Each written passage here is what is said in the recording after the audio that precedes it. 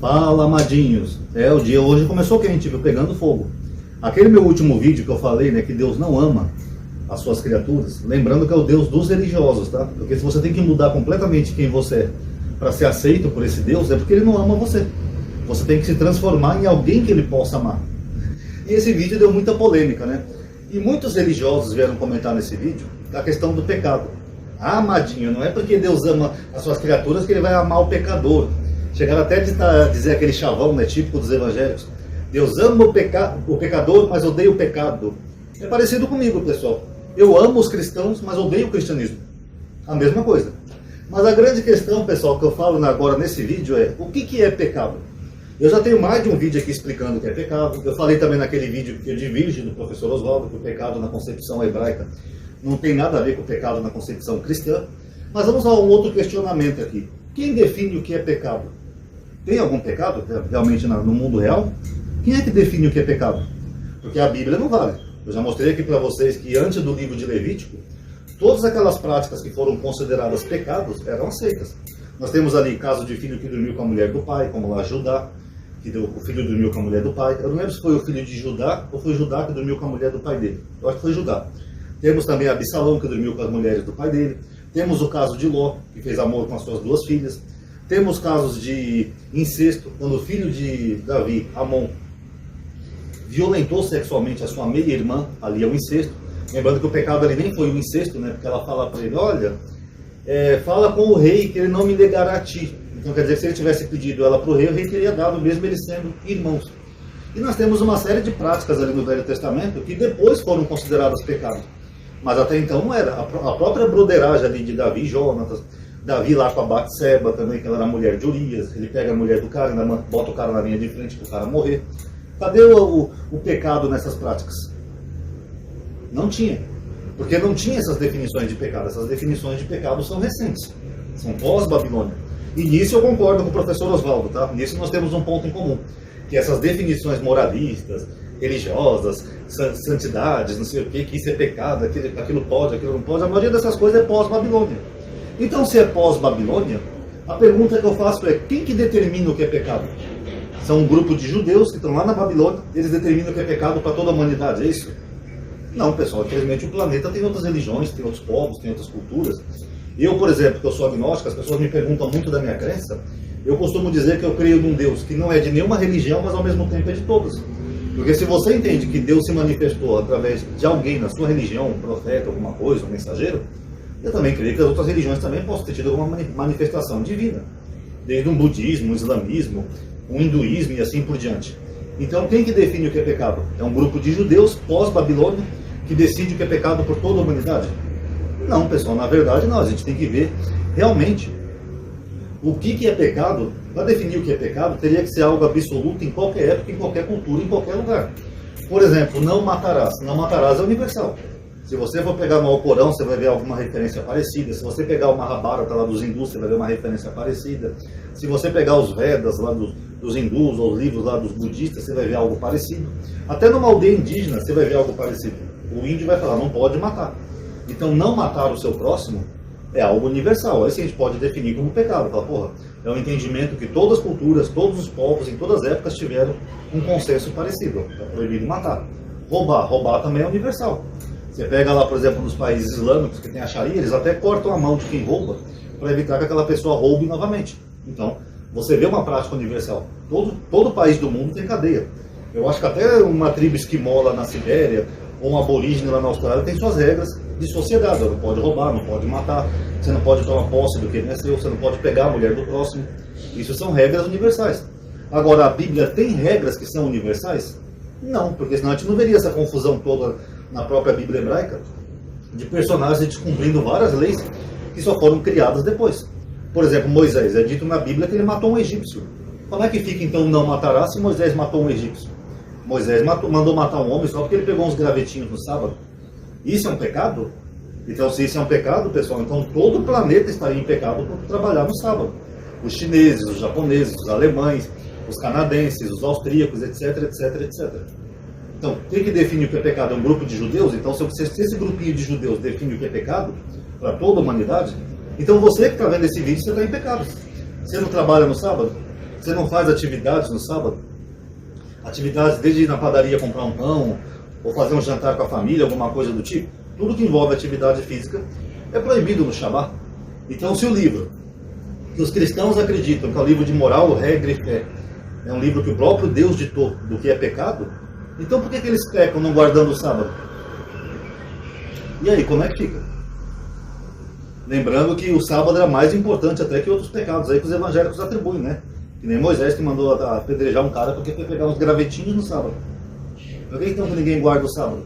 Com exceção dos adventistas. Não é o livro de regra e fé, não é o livro que determina o que é pecado? O próprio fato de haverem cristãos, para o Antigo Testamento, já é um pecado. Porque um dos principais mandamentos do Velho Testamento é não terás outro deuses diante de mim. Os próprios profetas que aparecem ali, todos os profetas, você vê que a maior luta dos profetas era para converter o povo ao monoteísmo, para venerar somente o Deus de Israel. Eles condenam os outros cultos de Baal, Asherá, Rainha dos Céus, Moloque, etc. e tal, para todos eles venerarem apenas o Deus de Israel. Não tem o desafio de Elias? Elias faz lá um desafio para provar que Baal não era um Deus? Aquilo era para quê? Era de brincadeirinha? Não, pessoal, aquela história, independente de ser verdade ou não, aquilo era para provar para o povo que só tinha um Deus, que era o Deus de Israel. Então, como é que surge depois toda uma outra religião venerando um homem, tá, que a gente nem sabe se existiu, um homem que nunca disse ser Deus? Então é muito fácil, né, apontar para o pecado dos outros, ainda mais pecados morais, né, que os cristãos adoram. Agora, tecnicamente, pelo próprio livro, todos eles estariam em pecado. Eu já provei aqui, fiz até uma live já mostrando para vocês que só o fato dos cristãos acreditarem no diabo é um pecado imperdoável, tanto no Velho quanto no Novo Testamento. Eu provei aqui para vocês. Provei, expliquei o contexto, expliquei os termos, expliquei a origem lá, quando Jesus fala assim, aquele que blasfemar contra o Espírito Santo não será perdoado. É disso que ele está falando, é você atribuir a outras divindades poderes que dentro da ótica judaica só Deus possui. Então, tecnicamente, todo cristão tem pecado. Agora a pergunta que eu faço é, tem pecado mais grave ou menos grave? Que nem, por exemplo, eles se focam muito no pecado da homossexualidade. Mas Jesus não falou em nenhum momento, ó, aquele que praticar a homossexualidade não será perdoado nem nesta vida nem na outra. Não, Jesus estava falando do pecado deles mesmos, de atribuir a outros seres aquilo que só cabe a Deus. E aí, como é que fica? Quer dizer então que tem um bando de pessoas aí em pecado, segundo a Bíblia, tá? Lembrando que eu estou me baseando na Bíblia, há anos eu estudo a Bíblia, tá? Então, segundo a Bíblia, todos eles estão em pecado, um pecado que, segundo o próprio Jesus, que eles acreditam, não tem perdão, nem nesse mundo e nem no outro. É você tirar a divindade do único Deus e atribuir a outros seres, e mesmo assim eles vão enxergar pecadozinhos que não tem na Bíblia em outras pessoas. Não é irônico isso? Então, pessoal, com todo respeito, esse papinho de que Deus odeia o pecado, mas ama o pecador, eu digo, que pecado, filho? Que pecado? O pecado é o que seu pastor te ensinou na igreja. Seu pastor te ensinou que tua imagem é pecado, então os católicos vão para o inferno, as religiões afro vão para o inferno, a homossexualidade é pecado, o espiritismo é pecado. É isso que o seu pastor ensina para você de concepção de pecado? Gente, isso não tem nada a ver com a Bíblia. Eu acho até impressionante como o cristianismo ele se distanciou das escrituras. As escrituras sobre a ótica cristã é só para manipular e enganar os fiéis. É completamente equivocado, gente.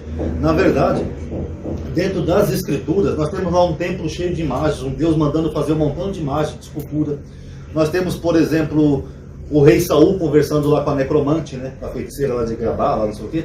Nós temos tudo isso na Bíblia. Porque essas definições de pecado que os cristãos se apegam tanto, elas são recentes. Elas são pós-Babilônia. E mesmo assim é incrível como os cristãos se apegam a isso como se fosse verdade e até coisas que não estão na Bíblia. Onde é que está na Bíblia essas bobagens, pessoal? Não está. Eles criam essas bobagens da cabeça deles, por causa dos estudos dos pastores, para apontar o dedo para os outros. Ah, porque tem imagens, é pecado da madinha, idolatria. Quem falou que idolatria é imagem? Aliás, eu vou ter que fazer um outro vídeo sobre idolatria, que eu tenho aqui no canal, mas já está bem antigo. Eu vou ter que explicar de novo o que significa a palavra idolatria dentro da Bíblia, dentro da ótica daquele povo. Dentro do idioma, cultura, ótica. O que significa idolatria? Será que se refere simplesmente a só ter uma imagem? Na verdade, quem pratica idolatria são eles. Primeiro que eles idolatram o próprio Jesus, o que já seria pecado, segundo a Bíblia, né? Porque eles colocam Jesus como um outro Deus. E segundo que eles veneram homens, como pastores, ungidos, essas coisas, como se eles fossem seres divinos. Não, meu pastor é ungido. Como é que o Malafaia falou aquela vez? Ninguém toca no ungido do Senhor, meu irmão. Ninguém toca no ungido do Senhor. Aliás, acho que é por isso que o Malafaia não faz exame de próstata, né? Porque ninguém toca no ungido do Senhor. Agora, quem falou que ele é ungido? Eu sou voz profética, meu irmão, sou voz profética. Quem falou que Malafaia é voz profética? Mostra para mim algum profeta do Antigo Testamento lá metendo pau nos gays que ele faz que nem um louco. Tem isso no Velho Testamento?